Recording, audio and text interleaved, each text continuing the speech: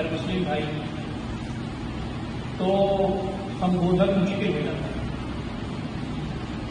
اردو میں بولے آدمی کی ہندی میں بولے اور ملا جلا کے بولنا بہت مشکل کام ہے. مسلمان بھائیوں سے سیرت رسول صلی اللہ علیہ وسلم کے موقع پر وہ باتیں کی جاتی ہیں جو نبی صلی اللہ علیہ وسلم پر ایمان لانے کے نتیجے میں ان کو کرنا چاہیے کہ آپ صلی اللہ علیہ وسلم پر ہمارا ایمان اور آپ سے محبت یہ ناگزیر چیز ہے اور کوئی بھی مسلمان اس وقت تک مسلمان نہیں ہو سکتا جب تک کہ نبی اکرم صلی اللہ علیہ وسلم کی لائی ہوئی باتوں پر عمل نہ کرے. تو جب مسلمان بھائیوں سے گفتگو کی جائے تو گفتگو الگ ہو جاتی ہے. یعنی آپ نے خود عہد کیا ہے, خود وعدہ کیا ہے, خود آپ نے پروفٹ محمد صلی اللہ علیہ وسلم کو نبی تسلیم کیا ہے, لیکن آپ ان کو نہیں مانتے. نہیں ماننے کا مطلب ان کی باتوں پر نہیں چلتے. لیکن جب غیر مسلم بھائی بھی موجود ہوں تو ان کے درمیان پروفٹ محمد صلی اللہ علیہ وسلم جن کو ہم ان کی شروط سمجھتے ہیں ان کا پریچے کرانا, ان کے جو اس دھرتی پر آنے کے ادیش تھے ان کو پرستت کرنا اور ایشوری سدھانت کے روشنی میں ان کا جو بڑا کام تھا وہ بتانا مشن کرنا. تو مجھے یہ بتایا گیا ہے کہ 10-11 ہمارے غیر مسلم بھائی بھی اس سبھا میں موجود ہیں اور مسلمان بھائی کی وسیع تعداد میں میں ملی اس لیے کہ نبی اکرم صلی اللہ علیہ وسلم پروفٹ محمد صلی اللہ علیہ وسلم پر گفتگو جیسا کہ جمیل صدیقی صاحب نے فرمایا اور اس سے پہلے عبدالاول صاحب نے بھی کہا کہ آپ کی باتیں تو مانوتا کی باتیں ہیں اور نبی اکرم صلی اللہ علیہ وسلم کی ہر بات ہر مانو کے لیے آپ کو کمپلیٹ ہیومن کائنڈ کے لیے سمپورن مانو جات کے لیے اس دھرتی پر بھیجے گئے. میں یہ بات پہلے شروع میں اس سنکوچ کو دور کرتا چلا کہ نبی اکرم صلی اللہ علیہ وسلم ان کے پیش وہ اس زمین پر جب آئے تو اس وقت بھی بہت سارے لوگ موجود تھے جن کے درمیان شروط آ چکے تھے. یعنی یہودی موجود تھے, عیسائی موجود تھے, ہندوز ہیں, کرسچنس, اور وہ لوگ بھی موجود تھے جو بت پوجتے تھے. جیسے آج ہمارے بھائی بت وغیرہ کی پوجا کرتے ہیں اور اس کو وہ صحیح مانتے ہیں اس لیے اس کی پوجا کرتے ہیں. ہم دین اسلام کو صحیح مانتے ہیں اس لیے دین اسلام پر چلتے ہیں. تو پروفٹ محمد صلی اللہ علیہ وسلم نے اپنی باتیں تو پرستت کی لیکن کسی پر کوئی زور زبردستی نہیں کی. یہ بات بہت صاف رہنا چاہیے. ہمارے درمیان لوگ نہیں جانتے اس کو یا مس انڈرسٹینڈنگس کی وجہ سے وہ اس بات کو نہیں سمجھتے یا بتا نہیں پاتے. پروفٹ محمد صلی اللہ علیہ وسلم انتم کی شروع مکہ میں ہوتے ہوئے انہوں نے ایشوری سدھانت کو پرستت کیا تو انہوں نے یہ کہا کہ یہ باتیں جو میں پیش کر رہا ہوں اس کو سوچو سمجھو اور میں یہ سمجھتا ہوں کہ جیون دن کے پشچات وہاں پر سورگ اور نرک ہے اور میں جو باتیں تمہارے سامنے بتا رہا ہوں یہ ایشور کے بتائی ہوئی چیزیں. اگر تم مانو گے تو تمہارا یہاں کا جو جیون ہے وہ بھی خوشی والا ہوگا, چین والا ہوگا اور جیون ملنے کے پشچات تمہیں سب ملے گا. جن لوگوں نے آپ کی باتیں پروفٹ کی باتیں مان لی ان کا نام مسلم پڑا. مسلم چاہتے ہیں کسی چیز کو تسلیم کرنے والے, مان لینے والے, سرنڈر کر جانے والے. جن لوگوں نے کہا کہ آپ کی باتیں ہمیں اچھی لگ رہی ہیں اور آپ کی باتوں پر ہم چلنا چاہتے ہیں تو ان لوگوں کا نام مسلم پڑا. وہ چاہے کالے تھے, چاہے گورے تھے, چاہے وہ عرب کے تھے, چاہے عرب کے باہر کے تھے, چاہے وہ آقا تھے, چاہے وہ غلام تھے, چاہے وہ مرد تھے, چاہے وہ عورت تھے, چاہے ان کی زبان کوئی بھی تھی. تو مسلم کسی کمیونٹی کا نام نہیں, مسلم کسی وشیش قوم کا نام نہیں. مسلم تو انتم ایشدود کی सिद्धांतों को स्वीकार करने का नाम है। जिन्होंने उसको स्वीकार किया उनका नाम मुस्लिम पड़ा। Muslim is the title. ये टाइटल है, ये कोई कौम नहीं है कि मुसलमानों के घराने में कोई पैदा हो जाए तो मुसलमान और किसी और घराने में पैदा हो जाए कुछ और, ऐसा नहीं है। मुस्लिम घराने में पैदा हो जाने के बाद भी आदमी को प्रॉफिट की नबी सल्लल्लाहु अलैहि वसल्लम की बातों को अपने दिल दिमाग से स्वीकार करना पड़ेगा, इसलिए कि बाप दादा का स्वीकार करना काम नहीं आता, जो कुरान मजीद जगह जगह करता है। लेकिन प्रॉफिट सल्लल्लाहु अलैहि वसल्लम पर मक्का में जिन लोगों ने ईमान कबूल नहीं किया, नबी सल्लल्लाहु अलैहि वसल्लम ने उनसे संबंध वैसे ही रखे जैसे पहले से समझे। उनसे मिलना जुलना, आना जाना, उनके काम आना, उनके दुख दर्द में शिरकत करना। तो फरमाया गया कि ये जो इस्लाम है, ये इस्लाम अंतिम ईश्वर लेके आए, लेकिन उन्होंने किसी को फोर्स नहीं किया कि तुम्हें लाजमन इसको स्वीकार करना है। ला इकराह फी दीन, दीन में कोई जोर जबरदस्ती नहीं। कद तबय्यन रुश्द मिनल गय, ये जो रुश्द है, हिदायत, तो गुमराही से वाज़ेह हो चुका है। और एक जगह फरमाया गया फमन शाअ फल्युमिन वमन शाअ फल्यकफुर, जो चाहे ईमान लाए, जो चाहे ईमान न लाए। मैंने शायद ये याद नहीं आ रहा है, मैंने शायद ये वाक़या आपके सामने किसी वक्त कहा भी।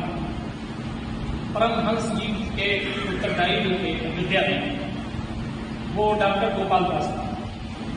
तो एक मरतबा एक डेलीगेशन मिला मुसलमानों का अयोध्या के अंदर, तो प्रॉफेट मोहम्मद सल्लल्लाहु अलैहि वसल्लम का परिचय भी कराया और बताया इस्लाम धर्म हम इसको ये मानते हैं कि ईश्वर की तरफ से है, इसलिए कि सारी संपूर्ण मानव जात के लिए है। प्रॉफिट की जो पूरी जीवनी है वो सब मानवता की बुनियाद पर है, चरित्र की बुनियाद पर है, मॉरल वैल्यूज की बुनियाद पर। और इस्लाम की मोटी मोटी सिद्धांत ये हैं जिसको प्रॉफिट मोहम्मद सल्लल्लाहु अलैहि वसल्लम लेकर के आए। तो गोपाल दास ने कहा कि अगर ये बातें हैं इस्लाम धर्म की, तो हमारा तो उससे कोई विरोधी नहीं है और ये बातें तो होनी ही चाहिए। मानवता कौन नहीं अच्छा समझता, अच्छे चरित्र को कौन नहीं अच्छा समझता, लोगों की सेवा और खिदमत और संस्कार को कौन नहीं अच्छा समझता, और इस जमीन पर लोगों के लिए सरापा रहमत बन करके आदमी रहे, इसको कौन नहीं अच्छा समझता। और अपने अपने मजहब पर आदमी रहते हुए एक दूसरे के साथ अच्छा व्यवहार रखे, इसको कौन नहीं अच्छा समझता। आपको दुनिया का कोई भी मजहब अच्छा लगता हो, आप उस पर रहिए, लेकिन आपस में प्यार हो, मोहब्बत हो, मानवता हो, मिलजुल करके रहने का, एक समाज के निर्माण का, एक देश की उन्नति के लिए कार्यरत रहे, इससे कौन रोकता है। इस्लाम तो इसकी तालीम देता है कि आप जिस गांव में रहते हैं उसकी उन्नति तरक्की के लिए मिलजुल के काम कीजिए। जिस आप स्टेट में रहते हैं वहां पर मिलजुल करके एक सद्भावना का वातावरण क्रिएट कीजिए। तो उन्होंने कहा कि बातें तो आपकी बहुत अच्छी हैं, लेकिन एक बात से हमें घृणा पैदा होगी। तो पूछा गया वो कौन सी बात है जिससे आपको घृणा पैदा होगी। तो उन्होंने बताया कि आप हमें काफिर करते हैं, और जब मुसलमान हिंदू भाई को काफिर करता है तो हमको बड़ी घृणा होती है और हमें गुस्सा भी आता है। तो हमने उनसे पूछा कि काफिर के माने क्या समझते हैं। आपको जो काफिर से परेशानी होती है कि काफिर कहा जाता है, जो इस्लाम नहीं कबूल करता उसको काफिर करते हैं, तो इससे आपको क्या परेशानी होती है। तो उन्होंने कहा हमारे जहन में ये है कि मुसलमान जब ताकत में आएंगे तो जो काफिर लोग हैं उनको खत्म कर दें, कत्ल योग, कत्ल के लायक ये काम। तो उनके सामने ये भी बात है कि जो प्रॉफेट मोहम्मद सल्लल्लाहु अलैहि वसल्लम मक्का में आए, ईश्वरीय सिद्धांत को उन्होंने संपूर्ण मानव जात के सामने, वहां के मुस्लिम के सामने प्रस्तुत किया। जिन लोगों ने स्वीकार कर लिया वो मुस्लिम हुए, और जिन लोगों ने नहीं माना वो काफिर हुए। काफिर का मतलब ना मानने वाला, बस हम आपकी बात मानते हैं, वो मुस्लिम हुए। जिन्होंने कहा प्रॉफिट आपकी बातें समझ में आती है लेकिन हम नहीं मानेंगे, उनको कहा गया ना मानने वाला। काफिर के माने ही होता है ना मानने वाला। तो उन्होंने कहा हमारी लाइफ इतनी बड़ी हो गई, आज तक ये संकोच हमारे दिमाग में रहा, आज जाके दूर हो। तो हमारे हिंदू भाइयों के, नॉन मुस्लिम ब्रदर्स के, हमारे अपने अमल की वजह से, हमारे अपने कर्म की वजह से बहुत सारी मिसअंडरस्टैंडिंग्स हैं जो उनके दिलों में पल रही हैं।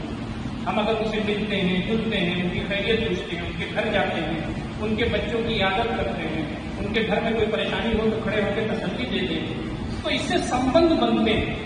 آج آپ دیکھیں کہ پورے دیش میں ایک نفرت کا واقعہ، نفرتیں پھیل رہی ہیں، دوریاں پھیل رہی ہیں، مذہب کے نام پر دوریاں، دھرم کے نام پر دوریاں پھیل رہی ہیں۔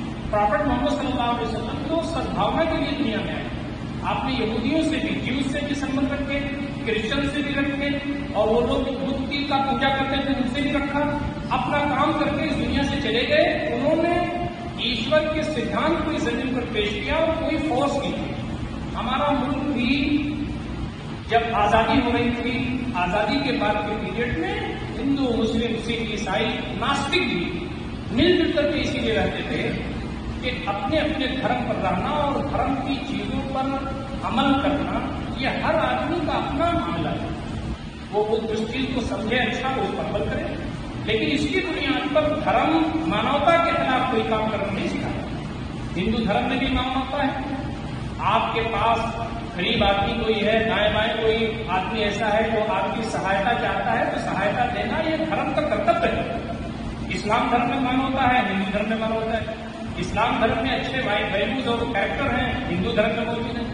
یہی وہ چیز تھی کہ اپنے دھرم پر رہتے تھے، ایک دوسرے کے ساتھ رہنا، ایک دوسرے کے ساتھ پیار محبت، ایک دوسرے کی شادی میں شرکت، ایک دوسرے کے چھپر کو اٹھانا، اور ایک دوسرے کے اندر جب کوئی سنکٹ موچن آتا تھا تو اس کو سب بیٹھ کر کے راتوں رات جا کر کے ہندو بھائی مسلمان کے گھر میں، مسلمان بھائی ہندو کے گھر میں بیٹھ کر کے اس سنکٹ کو دور کرنے کے لیے جو کچھ ہو سکتا تھا اس کو کرتے۔ کیوں؟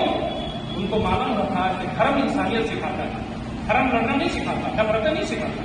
آج کا جو واتاورن بنا ہوا ہے اس میں ہمارے مسلمان بھائیوں کی بھی ذمہ داری بنتی ہے، اور اچھے جو خود جیوی ہندو بھائی ہیں جن کو سب باتیں معلوم ہیں ان کی بھی ذمہ داری بنتی ہے کہ دھرم کی بنیاد پر کبھی ہمارے دیش میں لڑائی نہ رہنی چاہیے، اور دھرم کو انسان بناتا ہے، دھرم انسان کو دانو نہیں بناتا، وہ تو مانوتا کی شکشا دیتا ہے۔ دوسری بات جو میں آپ کو اس وقت پروفٹ محمد صلی اللہ علیہ وسلم کی ڈیوٹی کا جو ویاخیا کر رہا ہوں اس وقت میں آپ کے سامنے بیان کرنا چاہتا ہوں یہ ہے، ہمارا ماننا یہ ہے کہ جب یہ دھرتی قائم ہے اور اس دھرتی پر پہلا انسان ہے، ہم تو حضرت آدم مانتے ہیں، بعض لوگ اس کو منو مانتے ہیں، وہ ماننے کا مسئلہ ہے۔ اس زمین پر پہلا انسان آیا ہے، وہ ہم سب کا باپ ہے۔ ہم ہندو ہوں، مسلم ہوں، سکھ ہوں، عیسائی ہوں، ناستک ہوں، کچھ بھی ہوں، ہمارے وہ باپ جو پہلے اس دھرتی پہ آئے وہ سب کے باپ ہیں۔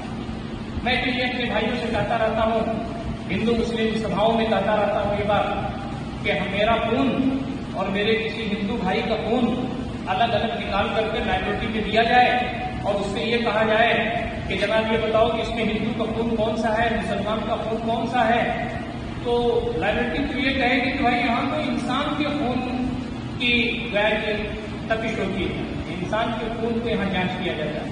یہ یہاں نہیں بتایا جا سکتا کہ یہاں ہندو کا خون ہے کہ مسلمان کا، یہ انسان کا خون ہے۔ تو ہمارے جو باپ تھے وہ سب کے ایک، اور یہی بات پروفٹ محمد صلی اللہ علیہ وسلم نے سب سے بڑی بات جو فرمائی ہوئی، یا ایھا الناس انا خلقناکم من ذکر وانثى وجعلناکم شعوبا وقبائل لتعارفوا ان اکرمکم عند اللہ اتقاکم۔ اے لوگوں، اے مسلمانوں، نیند آ گئی، یا ایھا الناس، وہ کمپلیٹ ہیومن کائنڈ، اے سمپورن مانو جائے، ہم نے تم کو ایک مرد ایک عورت سے پیدا کیا، تمہارے باپ تمہارے ماں ایک تھے، کہ ہم نے پھیلا دیے انسانی زمین پر اور کہا کہ ہم نے تم کو ایک ماں اور ایک باپ، ایک مرد ایک عورت سے پیدا کیا، اور تم کو قبیلوں میں، جماعتوں میں، مختلف حصوں میں ڈسٹریبیوٹ کر دیا ہے، اس لیے تاکہ تمہارا آئیڈینٹیفیکیشن ہو سکے، لتعارفوا، تاکہ تمہارا پریچے ہو سکے۔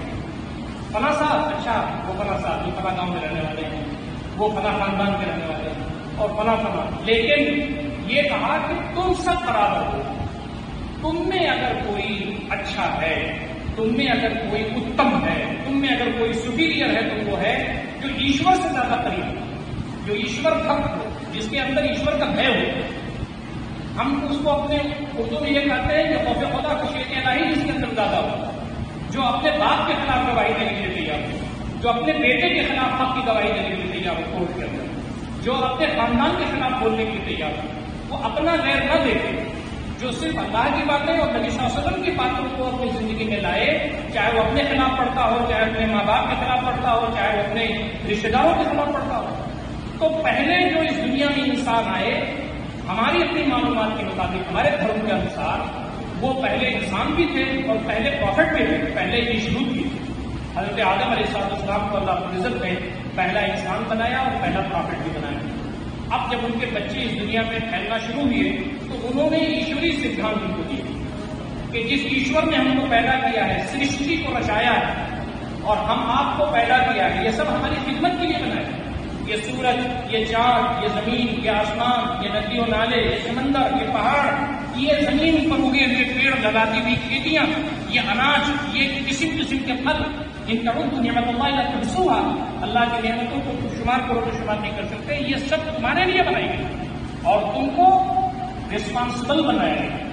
تمہاری ذمہ داری یہ بنائی گئی ہے کہ تم کو عقل دیا گیا ہے، دل و دماغ دیا گیا ہے، سوچنے سمجھنے کی چھمتا دی گئی ہے۔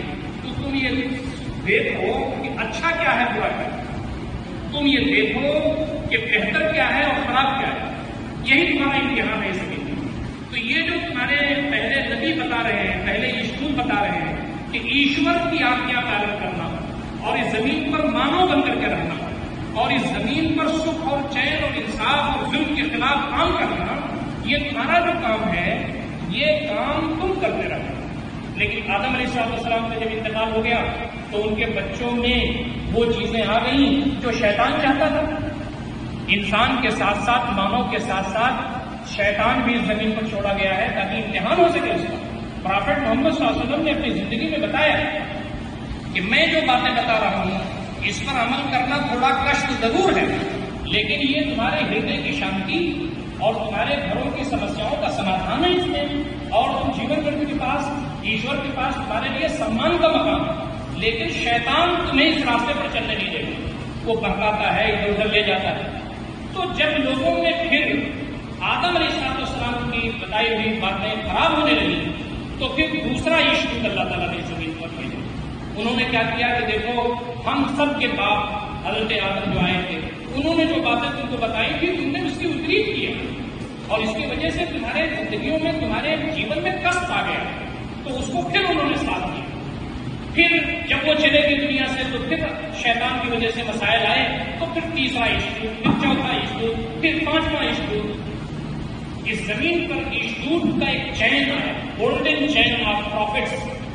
اس زمین پر ایک پیغمبر، ایک یشوع آتا تھا، اس کی باتیں بگڑ جاتی تھی، دوسرا آتا تھا، تیسرا آتا تھا، چوتھا آتا تھا۔ ہندو دھرم میں بھی بات یہ موجود ہے کہ جب فساد پھیل جاتا تھا، ظلم پھیل جاتا تھا، تو ایشور کی طرف سے اس کو سدھارنے کے لیے بڑے لوگ بھیجے گئے۔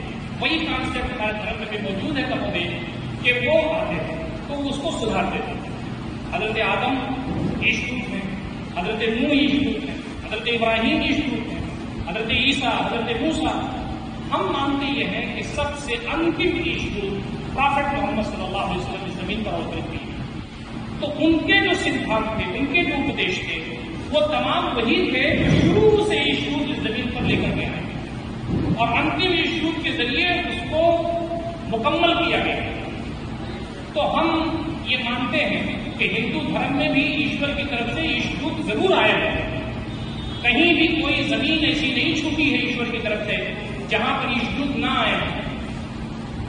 قرآن کہتا ہے کہ کوئی بھی قوم ایسی نہیں گزری ہے وہاں ہمارا نذیر، ڈرانے والا، ایشور کی باتیں بتانے والا نہ بھیجا گیا۔ تو ہمارا یہ ماننا ہے کہ ان کے بارے میں تفصیلات تو ہمیں نہیں معلوم، لیکن یہ بات بالکل صحیح ہوگی کہ ہندو بھائیوں میں، دیگر اور مذہب میں بھی جس کی شکلیں آج، جس کی اچھائیاں ہمیں ملتی ہیں، اس میں ایشور کی طرف سے یشوع آئے تھے، لیکن باتیں ان کی اس انداز سے نہیں رکھنی جیسے تھی۔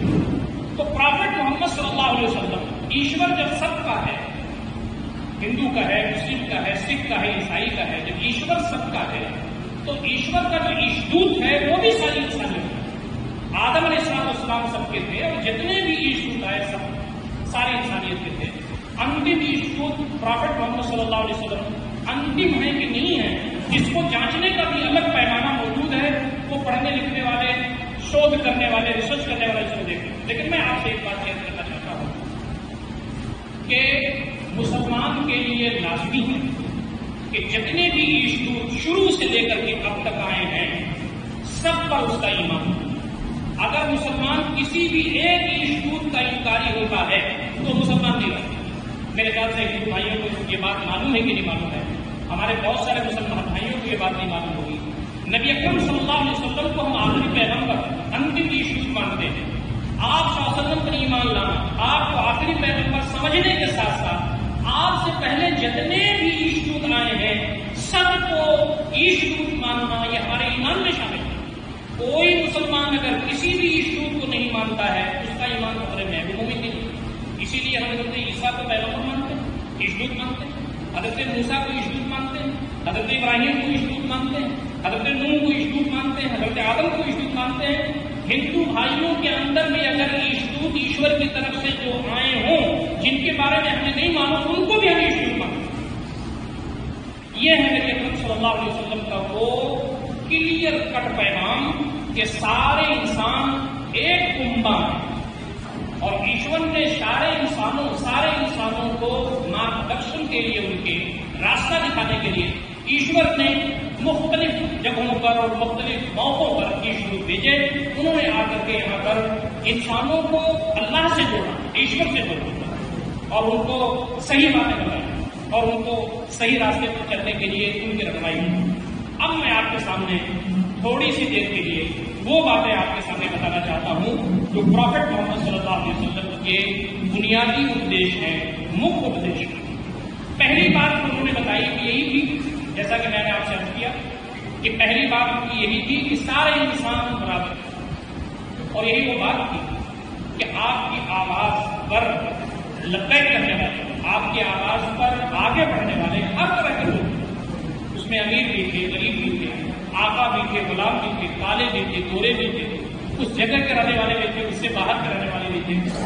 آپ نے پیار کے ساتھ، محبت کے ساتھ، اپنائیت کے ساتھ، آپ کو معلوم ہے پرافٹ کا جو چریتر تھا اور پرافٹ کے جو اخلاق تھے وہ یہ تھا کہ سب کو اپنا لینے والے تھے، چاہے وہ آپ کے دھرم کو یا آپ کے لائے ہوئی باتوں کو مانے نہ مانے، آپ سب کی سیوا، سب کے کام آنے والے تھے.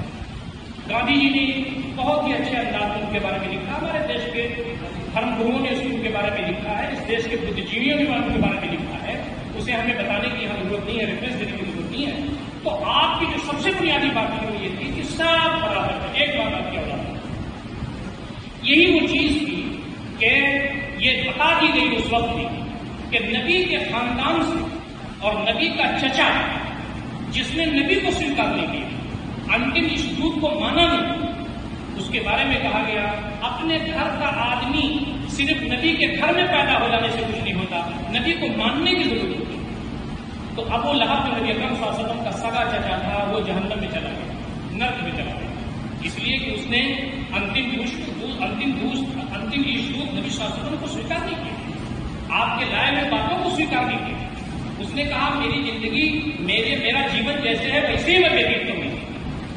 یقین نہیں کیا اس نے، یقین اگر اس نے کیا ہوتا تو پرافٹ ان سے سمبند رکھنے اور کوئی بات نہیں تھی. وہ انتم عیش دودھ کے مقابلے میں کھڑا ہو گیا اور آپ کو تکلیف دینا شروع کر دیا اور آپ کے خلاف اس نے شریعت رسم کر دیا. تو صورتحال یہ ہوئی کہ پھر جب دشمنی اس نے خوب دشمنیاں کی تو ایشور کی طرف سے اس کے لیے دربھاگ کا معاملہ کیا گیا، یعنی وہ جہنم میں چلا گیا. اب مسلمانوں کے لیے سب سے بڑا مسئلہ یہ ہے کہ مسلمانوں کے گھرانے میں پیدا ہو جانے سے صرف نہیں ملنے والا، پرافٹ کے گھر میں جو پیدا ہو رہا ہے یا جس کے گھر میں پرافٹ پیدا ہو رہے ہیں، جب وہ شخص پرافٹ کی باتوں پر عمل نہیں کرتا اور سب کے بجائے نرک میں چلا جاتا ہے تو عام مسلمانوں کو بھی سوچنا چاہیے کہ مسلمان گھرانے میں پیدا ہو جانے سے ہم جنت نہیں جا سکتے. نبی صلی اللہ علیہ وسلم کی باتوں کو سمجھنا اور آپ صلی اللہ علیہ وسلم کی باتوں پر چلنا اور اس کو اپنی زندگی میں نافذ کرنے کے بعد آدمی جنت میں جاتا ہے، صرف گھر میں پیدا ہونے سے نہیں جاتا ہے. اور یہ بات بتا دی گئی پوری کائنات کو، ساری انسانیت کو کہ نبی کے گھر میں جو نبی کا چچا ہے وہ جہنم میں چلا گیا اور ایک آدمی جس کا رنگ کالا ہے، جس کا تذکرہ ہمارے جب صاحب فرما رہے تھے کہ جس کا رنگ کالا ہے، جو غلام ہے، جو ایتھوپیا حبشہ کا رہنے والا ہے. آپ جب معراج میں گئے تو معراج سے واپس آتے ہیں کہتے ہیں کہ بلال میں جب جنت کے سیر کے لیے گیا تو کیا دیکھتا ہوں کہ تمہارے قدموں کی آواز میرے آگے آگے چلتی ہے. حضرت بلال رونے لگتے ہیں، کہتے ہیں کہ پرافٹ میں وہی جو عام صحابہ کرتے ہیں، عام لوگ جو کرتے ہیں وہی کر لیتا ہوں، کوئی اور بات نہیں ہے، بس اتنا ہے کہ جب وضو کرتا ہوں تو 2 رکعت نفل بھی پڑھ لیتا ہوں. یہ مسلمانوں کو سمجھنے کی بات ہے، غیر مسلم بھائی شاید اس میں نفل کا فضل نماز پڑھیں. تو میں یہ بتا رہا ہوں آپ سے کہ ایک جو غیر جس کی زبان نہیں ملتی، جس کا رنگ نہیں ملتا، جس کا خطے زمین نہیں ملتا، اور جس کی زبان نہیں ملتی، وہ تو پرافٹ کے دل میں اتر گیا اور جنت میں پہنچ گیا، اور اپنے گھر کا آدمی نرک میں چلا گیا۔ یہ کون سا دین لے کر کے پرافٹ صلی اللہ علیہ وسلم دنیا میں تشریف لائے؟ یہ سوچنے کا موضوع ہے۔ تو یہ دین اور اسلام جس کو میں کہتا ہوں شاسن لے کر کے آئے، یہ کسی کی بغوتی نہیں ہے، یہ کسی کا پشتینی حق نہیں ہے۔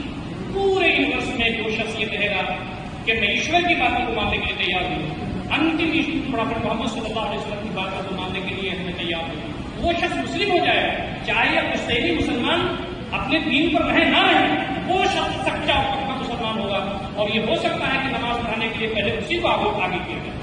دین اسلام میں چرچ کی اہمیت ہے، دین اسلام میں عمل کی اہمیت ہے، دین اسلام میں زبان کی اہمیت نہیں ہے۔ جو شخص جو کرتب اس کے جس کے اچھے ہیں، جس کے چرتر اچھے ہیں، جو سماج میں منوتا پھیلانے والا، جو پرافٹ کے چرتر کے انوسار اپنے جیون کو وتیت کرنے والا، وہ شخص اس شخص کا سمان ہوگا دین اسلام میں، ورنہ کسی کے گھر میں پیدا ہو جانے سے آدمی کو سور کے اندر پھینکے۔ تو پرافٹ محمد صلی اللہ علیہ وسلم نے پہلی بات یہ بتائی کہ کانسیپٹ آف ایکولیٹی ان اسلام میں کانسیپٹ آف ایکولیٹی ہے، سب برابر ہے، اور یہ بھی فرمایا کہ تم مرد ہونے کی حیثیت سے عورتوں پر تمہارا درجہ بڑا نہیں ہے، تم ان کی نانفا کی ذمہ داری لیتے ہو، کماتے ہو، کھلاتے ہو، اس لیے تمہارا ایک درجہ سمان کا بڑا ہے، ورنہ جنڈر کی بنیاد پر کوئی بھی برتری تمہارے پاس نہیں۔ وہ جو تمہاری عورتیں ہیں، ان عورتوں کا سمان کرنا، ان کا احترام کرنا اور ان کو قدر کی نگاہ سے دیکھنا یہ تمہارا کام ہے۔ پرافٹ کے زمانے میں آپ کو معلوم ہے کہ عورتوں کو، لڑکیوں کو یہ ساری چیزیں جو ٹیکنیکل چیزیں آج ہیں میڈیسن کی ہماری، وہ تو تھی نہیں، سونوگرافی وغیرہ۔ تو بچہ جب پیدا ہوتا تھا تو لوگوں کو معلوم ہوتا تھا کہ لڑکا ہے کہ لڑکی۔ لڑکی پیدا ہوتی تھی تو لے جا کر کے زندہ دفن کر دیتے تھے مکہ کے پیریڈ میں۔ وہ سسر بننا گوارا نہیں کرتے تھے، وہ سالہ کہلانا پسند نہیں کرتے تھے، تو بچیوں کو زندہ دبا دیتے تھے، اور جو لوگ زندہ رہتے تھے، جو بچیاں، ان کا سمان نہیں تھا، ان کا اپمان تھا، گھروں میں ان پر اتیاچار ہوتے تھے، اور جب باپ مر جاتا تھا تو باپ کی جو ودھوا ہوتی تھی اس کو لوگ بانٹ لیتے تھے، گویا وہ بھی کوئی مال ہے جس کو لوگوں نے وراثت میں بانٹ لیا ہوتا ہے۔ ان کو نہ بولنے کا کوئی ادھیکار تھا، نہ کہنے کا ادھیکار تھا، نہ پیسہ رکھنے کا ادھیکار تھا، نہ سماج میں کوئی ویلو ان کی تھی۔ تو پرافٹ محمد صلی اللہ علیہ وسلم نے فرمایا کہ بھائی یہ ایشوری سدھانت نہیں ہے، ایشوری سدھانت تو یہ ہے کہ مانوتا کی بنیاد پر مرد عورت سب برابر ہیں۔ مرد کو ایشور نے پیدا کیا ہے، اس کو ذرا سخت جان بنایا ہے، اس کی فیلڈ الگ ہے، اور مہیلا کو جو پیدا کیا ہے اور اس کے اندر جو نزاکت پیدا کی ہے تو اس کے اندر کچھ اور خصوصیات ہیں، اس کی فیلڈ الگ ہے، اور مرد اور عورت دونوں مل کر کے زندگی کی گاڑی چلاتے ہیں۔ مرد کی ضرورتیں عورت پوری کرتی ہے، عورت کی ضرورتیں مرد پوری کرتی ہیں، دونوں مل کر کے انسان بنتے ہیں۔ تو تم کسی مہیلا کو مہیلا کی بنیاد پر اتیاچار کرنے نہیں ہو سکتا۔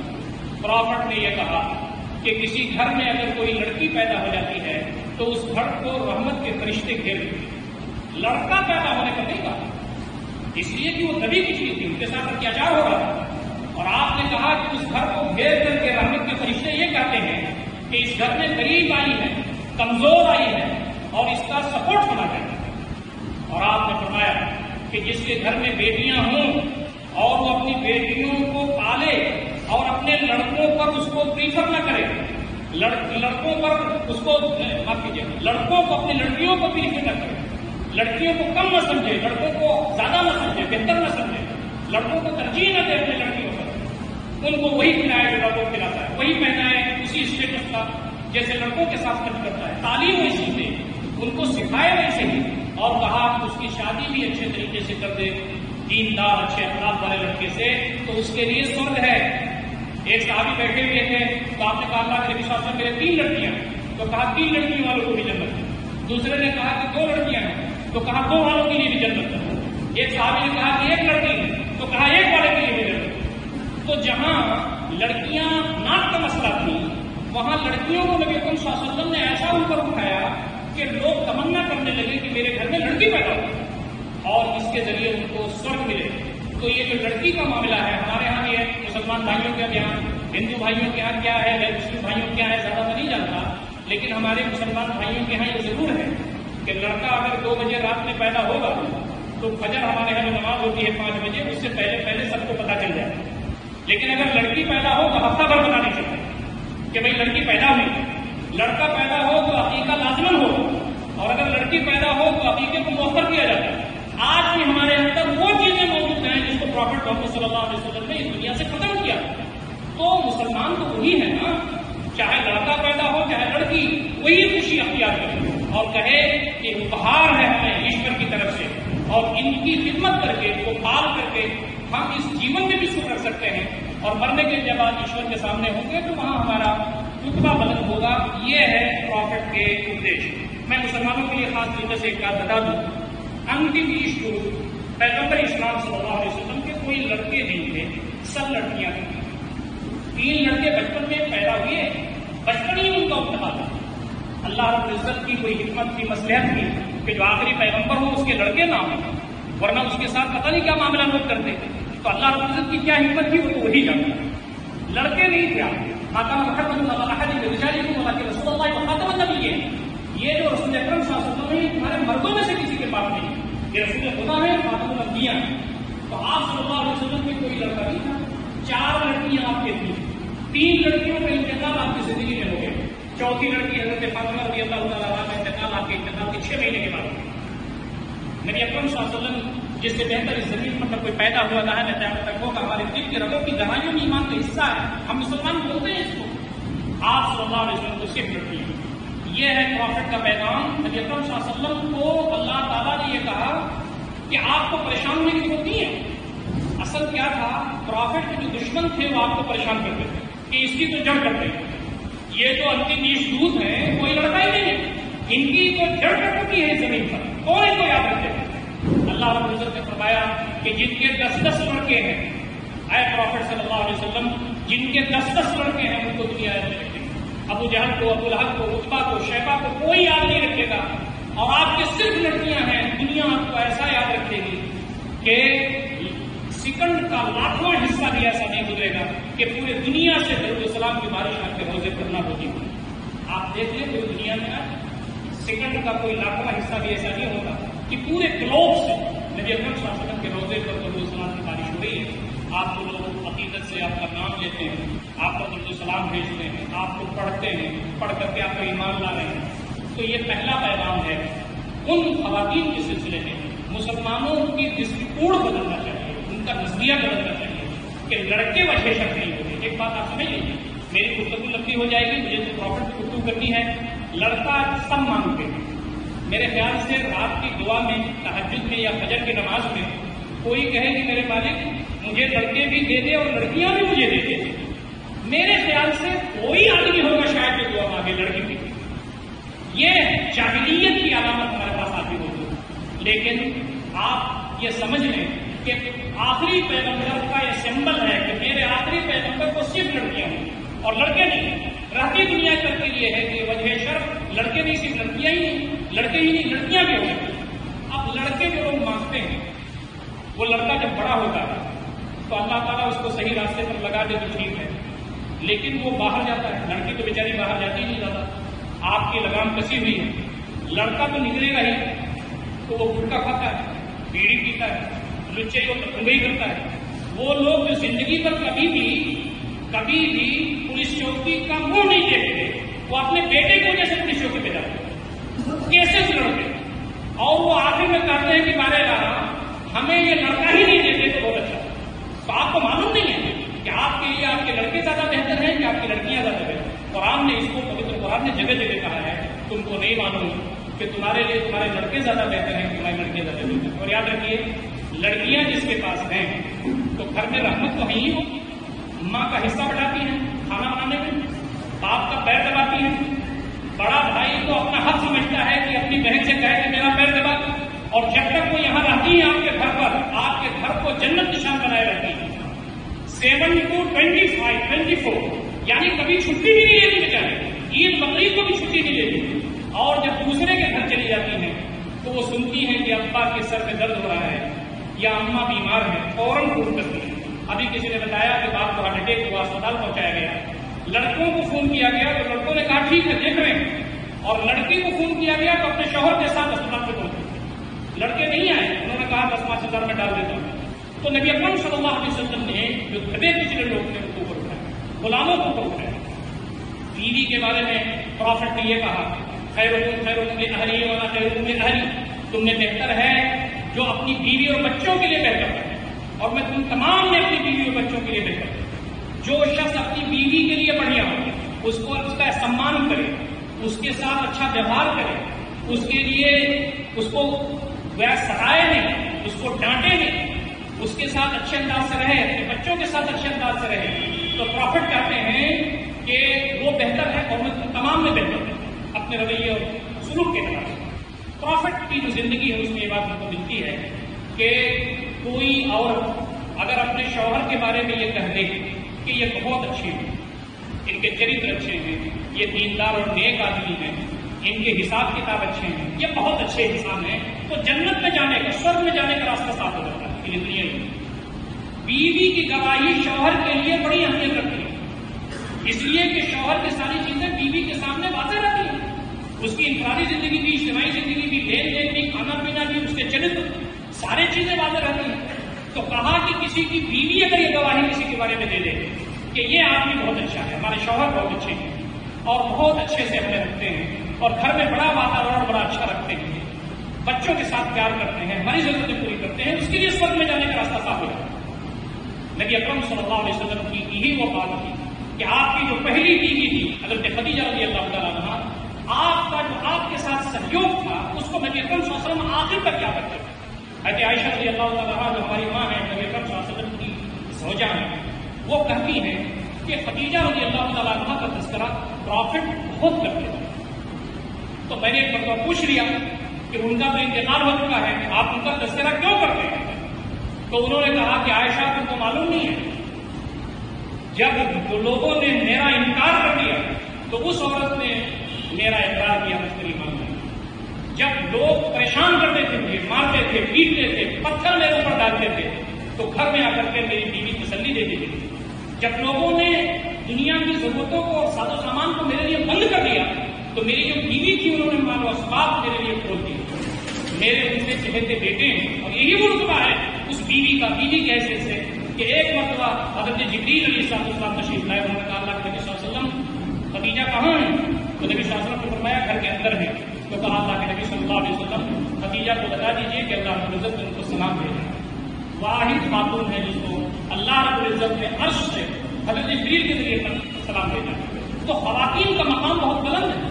نبی صلی اللہ علیہ وسلم نے یہ بھی بتایا کہ اپنے گھر کو اگر بہتر رکھنا ہے تو میاں بیوی کے تعلقات ہمارے اچھے ہونے چاہیے، اور آپ صلی اللہ علیہ وسلم نے یہ بھی فرمایا کہ تمہارے جو لڑکے ہیں یہ تمہارے لیے صدقے جاریہ ہیں۔ صدقے جاریہ کا مطلب ان کو اچھا بناؤ گے، ان کے چرت کو اچھا بناؤ گے تو اس زمین پر جتنا بھی اچھا کام وہ کریں گے اس کا ثواب، اس کا پنیہ تمہیں ملتا رہے گا، اور جب قبر میں ہوگے تب بھی تمہاری قبر روشن رہے گی، اور جب حشر میں جیون مৃত্যু کے پشچات ایشور کے سمجھ کھڑے ہوگے حساب کتاب کے لیے، وہاں بھی تمہارے لیے آسانی ہے۔ تو یہ اولاد تمہارے لیے زحمت نہیں ہے، ان کو پڑھانا، ان کو لکھانا، ان کے چرتر کو اسٹیبلش کرنا، ان کے اخلاق کو بنانا یہ تمہاری ذمہ داری ہے۔ اور ماں کے بارے میں فرمایا کہ ماں کے قدموں کے نیچے جنت ہے۔ آپ اندازہ کیجیے ہمارے نوجوان جو ممبئی میں ٹہلتے ہیں اور گھومتے ہیں، یہاں رہتے ہیں، اور شادیاں جب ہو جاتی ہیں تو ماں کو بھول جاتے ہیں اور اپنی بیوی کے چکر میں اپنے ماں باپ کو پریشان کرتے ہیں۔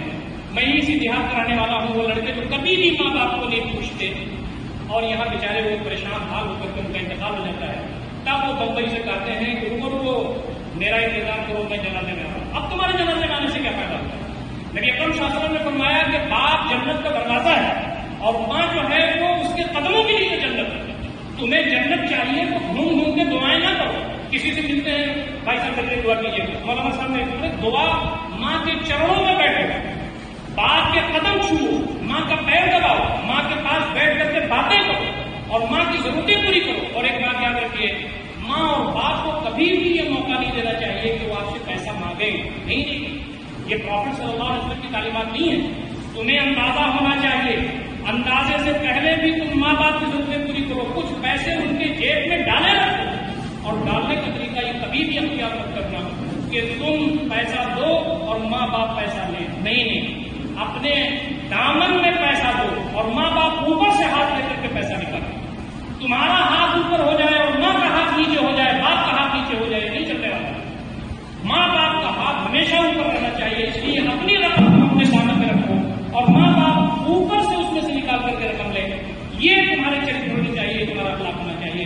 اور وہ لڑکے دنیا میں ماں باپ کا احترام نہیں سمجھتے، مرنے کے بعد روتے ہیں زمین.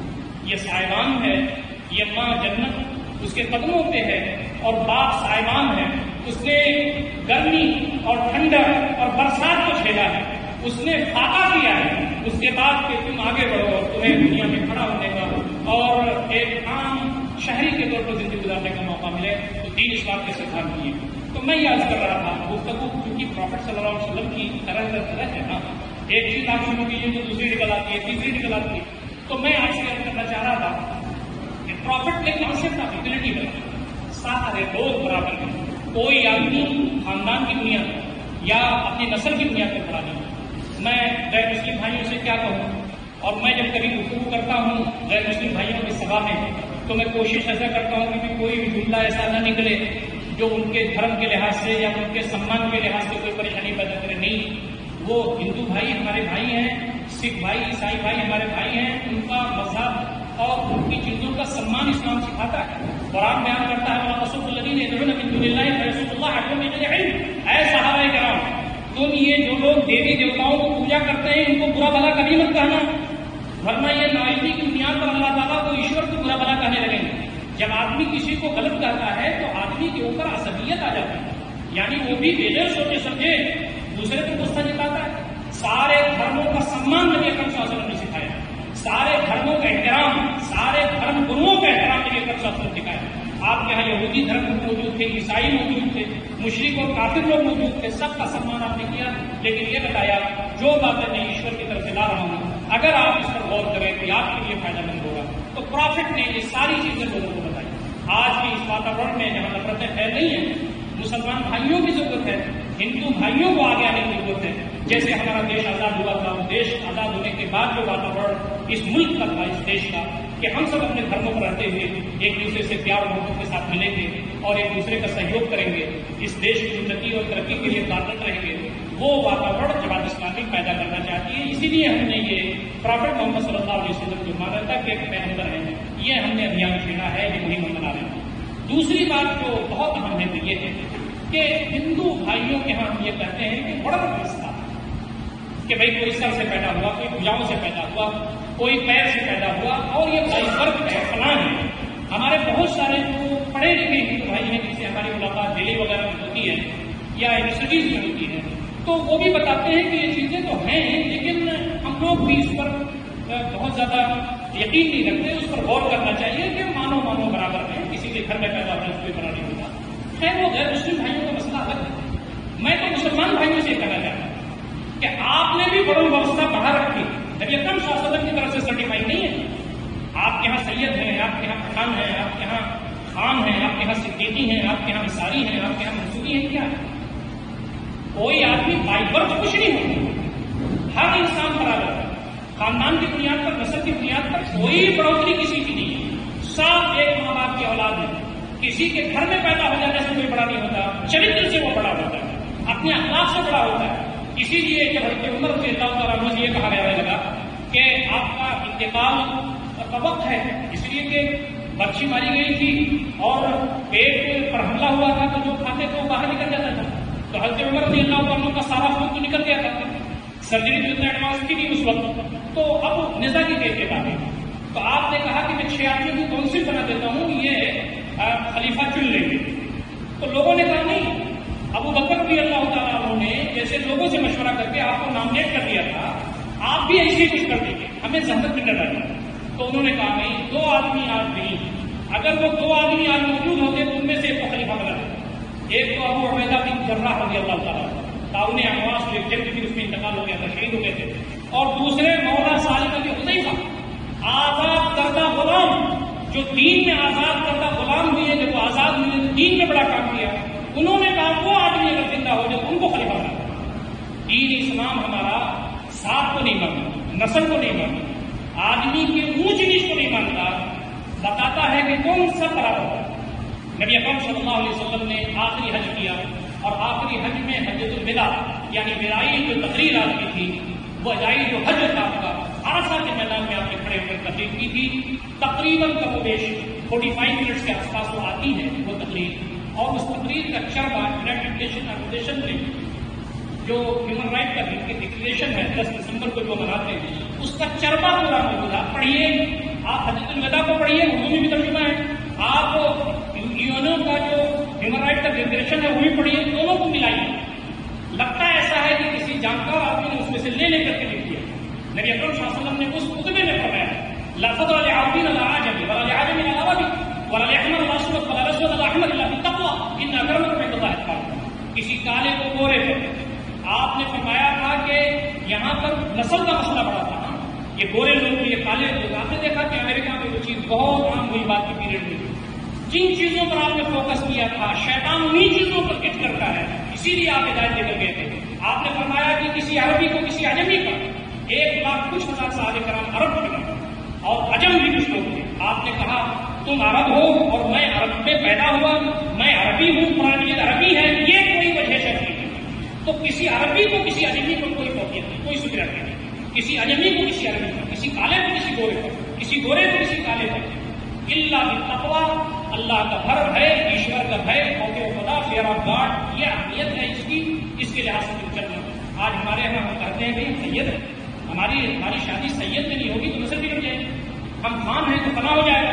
نبی اکرم صلی اللہ علیہ وسلم نے فرمایا اذا خطب الیکم من ترضون دینہ وخلقہ فزوجوہ، تمہارے گھر میں اگر کوئی لڑکا تمہارے لڑکی کے لیے پیغام شادی بھیجے، حالانکہ ہمارے یہاں بگڑ گیا ہے، نبی صلی اللہ علیہ وسلم فرماتے ہیں پیغام شادی کوئی لڑکا تمہارے درمیان بھیجے، اگر اس کی دینداری اور اس کے اخلاق سے مطمئن ہو تو بھیجو، اس کا خاندان نہ دیکھو، اس کا جو نسب ہے وہ نہ دیکھو، اس کی جو سیلری ہے وہ نہ دیکھو، اس کے گھر کا اسٹیٹس نہ دیکھو۔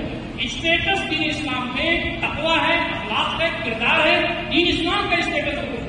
اذا خطب الیکم من ترضون دینہ وخلقہ فزوجوہ، تم میں سے تمہارے پاس کوئی اگر تمہارے لڑکے کے پیغام شادی بھیجے تو شادی کر دو۔ ان لم تکن، اگر تم ایسا نہیں کرو گے، والا تفعلوا، اگر تم ایسا نہیں کرو گے، تکن فی الارض فتنۃ وفساد عظیم، زمین میں فتنہ پھیلے گا، ایک ایسا فساد پھیلے گا رکنے کا نام لے گا۔ یہ پروفٹ صلی اللہ علیہ وسلم کہتا ہے۔ تو ہمارے یہاں بھی تو بہت کچھ ہے، اور مسلمان غیر مسلم بھائیوں کو یا نان مسلم بھائیوں کو کانسیپٹ آف ریئلٹی پر کیا بات کریں، ورثہ وسطیٰ پر کیا ان سے بات کریں؟ ہمارے سر چھوٹ جاتے ہیں شرمندگی سے جب ہم کسی غیر مسلم بھائی سے یہ کہتے ہیں کہ آپ کے یہاں ورثہ وسطیٰ ٹھیک نہیں ہے، سب مانا ہوتا ہے، سب برابر ہونی چاہیے۔ ہمارے درمیان ساری باتیں سب موجود ہیں۔ اور لڑکی کے بارے میں کہا کہ تم کہن مرد لہٰذا جمالی حوالے جمالی حوالے نسبی حوالے دینی حوالے، لڑکی کی شادی کی جاتی ہے خوبصورتی کی بنیاد پر، مال کی بنیاد پر، نسب کی بنیاد پر، لیکن میری امتیوں دینداری کو ترجیح دینا خوش خرم ہو۔ اب یہ ہمارے مسلمان بھائیوں کے لیے پرافٹ محمد صلی اللہ علیہ وسلم کی تعلیمات یہ ہے، لڑکے کو دیندار بناؤ، لڑکی کو دیندار بناؤ، لڑکے کی شادی دیندار لڑکی سے کرو، دیندار لڑکی کی شادی دیندار لڑکے سے کرو، تو گھروں میں جو بچے پیدا ہوں گے وہ سلطان صلاح الدین ایوبی ہوں گے، وہ محمد بن قاسم ہوں گے، وہ معاذ بن جبل ہوں گے۔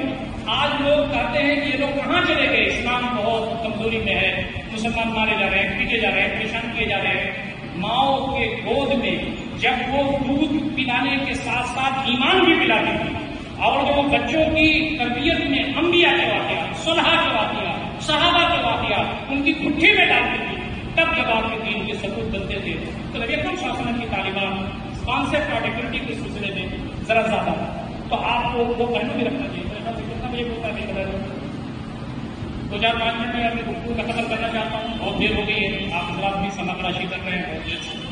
تو میں دوسری بات جو آپ سے کرنا چاہتا ہوں وہ یہ ہے کہ پروفٹ محمد صلی اللہ علیہ وسلم کی جو اپدیش ہے وہ سمپورن جیون کے سلسلے میں ایک دوسری کوالٹی ہے پروفٹ محمد صلی اللہ علیہ وسلم کی، وہ یہ ہمارے پاس عام طور پر یہ مانا جاتا ہے کہ جو دھرم ہے اس کی سیما صرف مسجد تک یا ہمارے دوسرے دھرموں کی مندر تک یا چرچ تک، اور آپ کو معلوم ہے کہ سٹی نے اپنے چرچ کو اور اپنے گورنمنٹ کو الگ الگ کر دیا۔ دین اسلام کا ماننا یہ ہے کہ دین اسلام پوری زندگی کا رہنمائی ہے، اسلام از دا کمپلیٹ پروڈکٹ، اسلام ساری زندگی کی رہنمائی کرتا ہے۔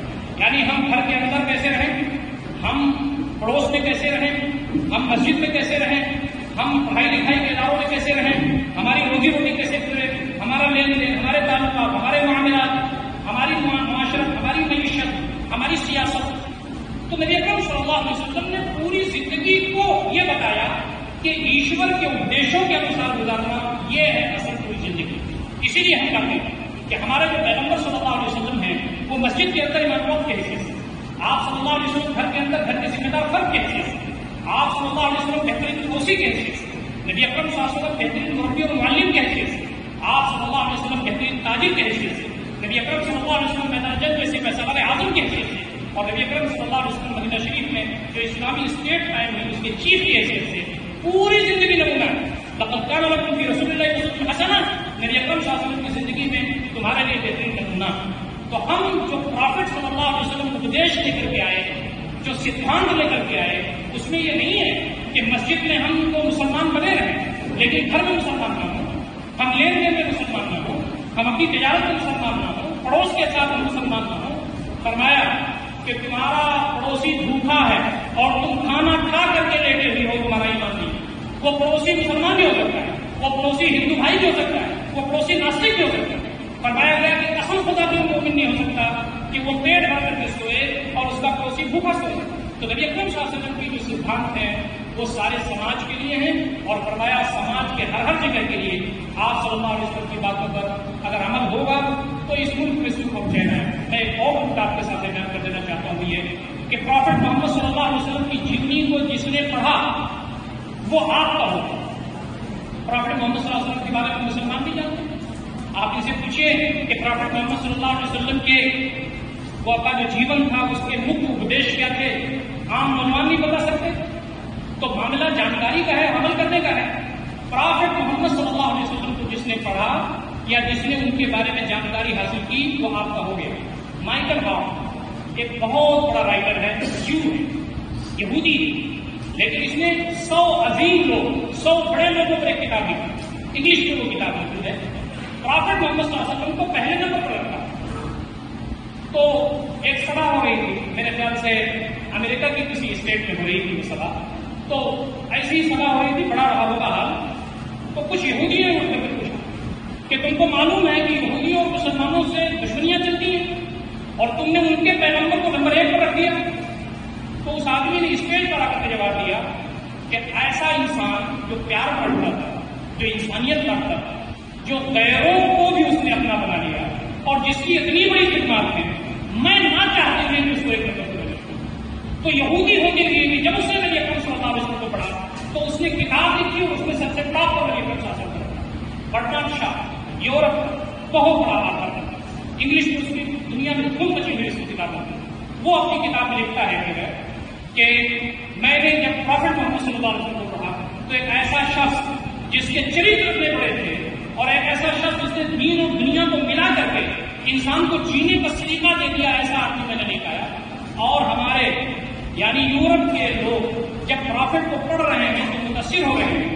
آگے اس نے ایک چیز اور لکھی کہ مجھے اس بات کا ڈر محسوس ہو رہا ہے کہ پرافٹ محمد صلی اللہ علیہ وسلم کی باتیں یورپ میں داخل ہوں گی تو یہاں کے لوگ اس کو سویکار کرنا شروع کر دیں گے۔ اس پر وہاں کی گورنمنٹ نے، انگلینڈ کی گورنمنٹ نے اس کو پنشمنٹ دی، برٹن شاہ۔ آپ دیکھیں کہ نیپولین بوناپارٹ یہ تو بہت بڑا سپہ سالار تھا، بہت بڑا حاکم تھا، آپ نے پڑھا ہوگا ہسٹری میں۔ نیپولین نے خود نبی اکرم صلی اللہ علیہ وسلم کے بارے میں لکھا ہے، وہ بھی عیسائی تھا، کہ نبی اکرم صلی اللہ علیہ وسلم جیسی ہستی جس نے جنگ میں بھی رحمت بانٹی، جس نے ایمرجنسی میں بھی لوگوں کو انسان بنا کر کے رکھا ہے، ایسا آدمی دنیا نے نہیں دیکھا۔ یہ تو خیر یہودی تھی، عیسائی تھی۔ جو آدمی ناستک تھا، کارل مارکس نے نبی اکرم صلی اللہ علیہ وسلم کے بارے میں لکھا کہ ایک ایسا آدمی جس نے مساوات سکھایا، جس نے سارے انسانوں کو ایک بنایا، سب کی ضرورتیں پوری کی، ایسا انسان تاریخ میں نہیں دیکھا تھا۔ یہ تو باہر کے لوگ ہیں۔ گاندھی جی نے نبی اکرم صلی اللہ علیہ وسلم کے بارے میں لکھا، ہمارے یہاں ہر گروہوں نے نبی اکرم صلی اللہ علیہ وسلم کے بارے میں لکھا، غیر مسلم ہندو بھائیوں نے، کبیوں نے نبی اکرم صلی اللہ علیہ وسلم پر ہندو کبیوں نے نعت تک لکھی ہے، اس کو آپ نے سنا ہوگا، پڑھا بھی ہوگا۔ تو نبی اکرم صلی اللہ علیہ وسلم کا چرتر ہی ایسا ہے، آپ کے اخلاق ہی ایسے ہیں کہ کوئی بھی انسان دنیا میں پڑھے گا تو آپ کا اخلاق، آپ کا کردار، آپ کی محبت، آپ کا پریم، انسانیت کے لیے آپ کا بلیدان، یہ ساری وہ چیزیں ہیں جس کو دیکھ کر کے وہ متاثر ہو۔ بات بڑی لمبی ہو گئی، میں بھی بہت دیر سے تقریر کر رہا ہوں، آپ بھی بہت دیر سے سن رہے ہیں. آخری بات یہ ہے کہ پروفٹ نے یہ تصور دیا کہ دنیا ایسی ہی نہیں رہے گی، ہم سب کو اپنے رب کے سامنے حاضر ہونا ہے. کوئی کہیں بھی چلا جائے، کسی کو جلا کر کے راکھ بنا دیا جائے، کسی کو کہیں پر صحرا میں ڈال دیا جائے کوے کھالے، کسی کو قبر میں ڈال دیا جائے، اس کے گوشت کو سب ختم ہو جائیں، اس سے کچھ پیدا ہونے والا نہیں ہے. ایشور نے تم کچھ بھی نہیں کیا پیدا کر دیا تو دوسری مرتبہ ایشور تمہیں پیدا کرے اس کے لیے کچھ مشکل نہیں ہے. تو تمہیں یہاں پارٹ ٹائم بینگ بھیجا گیا ہے. لیبلوکم هو الذی خلق الموت والحیاۃ لیبلوکم ایکم احسن عملا. اسی نے زندگی دی، وہی موت دے رہا ہے تاکہ تم کو آزمائے کہ تم اللہ رب العزت کے لیے کیا کرتے ہو. تو ہم تمام، چاہے ہم مسلمان ہوں، چاہے ہمارے ہندو بھائی ہوں، چاہے ناستک بھائی ہوں، یہ جیون ایک مرتبہ ملا ہوا ہے. یہاں پر ہم کو اپنے ایشور کو یاد رکھنا ہے، ایشور کے اپدیشوں کا آگیا پالن کرنا ہے، تاکہ قبر میں یا کہیں بھی ہم راکھ بن جائیں، کہیں بھی ہوں، ہماری آتما کو شانتی اسی وقت ہو سکتی ہے جب ایشور شانتی دے گا. اور ایشور شانتی اسی وقت دے سکتا ہے جب اس کے آگیا کا پالن ہوگا. تو مجھے بھی ذمہ داری ہے کہ میں ستیہ کی کھوج میں جاؤں کہ ایشور کن چیزوں سے پرسن ہوتا ہے، ان پر عمل کرنا اور اس کو اپنے جیون میں لانا میری ذمہ داری ہے. تو مرنے کے بعد ہم کو اپنے ایشور کے سامنے حاضر ہوگا. آپ یاد کیجیے، ہٹلر نے ہزاروں لوگوں کو مارا، بعض لوگ کہتے ہیں کہ لاکھوں لوگوں کو اس نے مارا. اب اگر ہٹلر کے خلاف مقدمہ چلتا، وہ تو خودکشی کر کے مر گیا، ہٹلر کے خلاف مقدمہ چلتا تو اس کو پھانسی دی جاتی تو ایک آدمی کا بدلہ ہوتا نا، بقیہ لوگوں کو بدلہ کون دے گا؟ کسی آدمی نے 10 آدمی کو قتل کیا اور اس کو پھانسی دے دی گئی تو 9 آدمیوں کا بدلہ کہاں ملے؟ آج دنیا میں ظلم ہو رہا ہے، زیادتی ہو رہی ہے، اتیاچار ہو رہا ہے، لوگ حقوق خراب کر رہے ہیں. یہاں پر امیر غریبوں کو ستا رہا ہے اور جس کو جہاں موقع مل رہا ہے وہ کرپشن کر رہا ہے، لوگوں کے ناجائز حقوق ہڑپ کر رہا ہے. تو ایشور نے یہ کہا کہ یہ بدلے کی جگہ نہیں ہے. پرافٹ صلی اللہ علیہ وسلم نے بتایا کہ تمہارے ایک ایک چیز ریکارڈ ہو رہے ہیں اور جیون مرد کے پشچات جو ہے اپنے ایشور کے سامنے اس کے سمکش حاضر ہونا ہوگا. ایک ایک چیز کو وہ تولے گا. فَمَن يَعْمَلْ مِثْقَالَ ذَرَّةٍ خَيْرًا يَرَهُ وَمَن يَعْمَلْ مِثْقَالَ ذَرَّةٍ شَرًّا يَرَهُ. بھلائی ذرہ برابر کی ہوگی تو دیکھو گے، برائی ذرہ برابر کی ہوگی تو دیکھو گے. تو اصل جو لائف ہے وہ لائف ہے مرنے کے بعد کا. یہ دنیا میں تو سب مر کے جا رہے ہیں. کوئی گوشت روٹی کھا رہا ہے، کوئی چٹنی روٹی کھا رہا ہے، کوئی عزت کی زندگی بظاہر گزار رہا ہے، کوئی آپ کی پریشان حال ہے. سب کی زندگیاں گزر رہی ہیں. ایشور دیکھ رہا ہے کہ حق کے راستے پر کون ہے، ستیہ کے مارگ پر کون ہے، ناحق کون نہیں کر رہا ہے، لوگوں کے ساتھ ویوہار اچھے کس کے ہیں، لوگوں کے کام کون آ رہا ہے، ایشور کا آگیا پالن کون کر رہا ہے. زیادتی کرنے والے اور ظلم کرنے والوں کا وہاں حساب کتاب سب کا ہوگا. وہاں سورگ اس کے ہاتھ میں ہے، نرک اس کے ہاتھ میں ہے. جو شخص سورگ میں چلا گیا وہ ہمیشہ ہمیشہ کے لیے چلا گیا. وہاں نعمتیں ہیں، وہاں اللہ تعالیٰ کی نعمتوں کی نعمتیں ہیں، کبھی موت آنے والی نہیں ہے. اسی لیے مسلمان یہ سمجھتا ہے یہ دنیا کیسے بھی ہو بےمانی نہیں کرنا، یہ دنیا کیسے بھی ہو جائے ہمیں جھوٹ نہیں بولنا، یہ دنیا کیسے بھی ہو جائے ہمیں اتیاچار نہیں کرنا ہے. اس لیے کہ اللہ کے سامنے وہ کیا دکھائیں گے. یہی پیغام نبی اکرم صلی اللہ علیہ وسلم کا ہے. ہمارے اعمال خرابی سے ہی ہمیں اپنے اعمال کو اچھا بنانا چاہیے. پرافٹ محمد صلی اللہ علیہ وسلم کی زندگی پر ہمیں عمل کرنا چاہیے. نبی صلی اللہ علیہ وسلم اس دنیا سے جانے لگے تو آپ نے فرمایا ترکت فیکم امرین لن تضلوا ما ان تمسکتم بہما کتاب اللہ و سنتی. میں اس دنیا سے جا رہا ہوں لیکن 2 چیزیں تمہارے درمیان چھوڑ کر کے جا رہا ہوں، اللہ کی کتاب قرآن مجید اور اپنی زندگی تمہارے درمیان چھوڑ کر کے جا رہا ہوں. مسلمان کی ذمہ داری ہے اس پر عمل کرے، اپنے بچوں کی تربیت کرے، لوگوں کو سکھائے. اور مسلمان کی ذمہ داری ہے کہ قرآن پوتر اور نبی اکرم صلی اللہ علیہ وسلم کی زندگی غیر مسلم بھائیوں کو بھی بتائے، ان کو بتائے کہ ہمارا دھرم کیا ہے. آج ایک ٹولہ ہندوستان میں ایسا موجود ہے جو نفرتیں پھیلا رہا ہے. ہندو مسلم اور ان کے ملک کے اس دیش کی آزادی میں مل کے ایک دوسرے کا چھپڑ اٹھا کے ایک دوسرے کے دکھ درد میں شریک ہو کے سب کا خون شامل ہے اس ملک کی آزادی میں. لیکن ایک ٹولہ ایسا اٹھا ہوا ہے جو نفرتیں پھیلا رہا ہے، جو دھرم کے بارے کو لے کر کے لڑاتا ہے، جو لوگوں کو نفرتوں میں ڈبو رہا ہے اس وقت اور ملک کی ترقی و ترقی میں بادھا پڑا ہوا ہے. اس وقت آپ کا چلنا مشکل ہے. ٹوپی لگا کے، داڑھی لگا کے غیر مسلم آبادی میں جانا، کسی غیر مسلم کا مسلمانوں کی آبادی میں آنا سنکوچ ہے. مانوتا کے خلاف بات ہے، انسانیت کے خلاف یہ بات ہے، اخلاق و کردار کے خلاف یہ بات ہے. تو ہمیں ایسے لوگوں سے، ہمیں ایسے اس ملک میں ایسے لوگوں سے اس ملک کو بات کرنا ہے، اس ملک کو بہتر بنانا ہے. ہمارے ہندو مسلم ہمارے پرکھوں کی ایک جاگیر ہے، جائیداد ہے.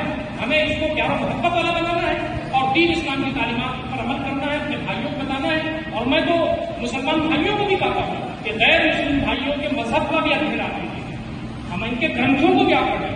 ہمیں عیسائیت کو پڑھنا چاہیے، ہمیں یہودیت کو پڑھنا چاہیے، ہندو مت کو پڑھنا چاہیے ہمیں، تاکہ ہم کو گیان حاصل ہو کہ وبھن دھرموں میں کیا موجود ہے۔ اس کی وجہ سے آپ کو معلوم ہوگا کہ اسلام دھرم کی کنیکٹیوٹی کیا ہے پیچھے سے، اور یہ بھی معلوم ہوگا کہ آپ کے پاس جو دیش آئے ہوئے ہیں اس کی اہمیت کیا ہے۔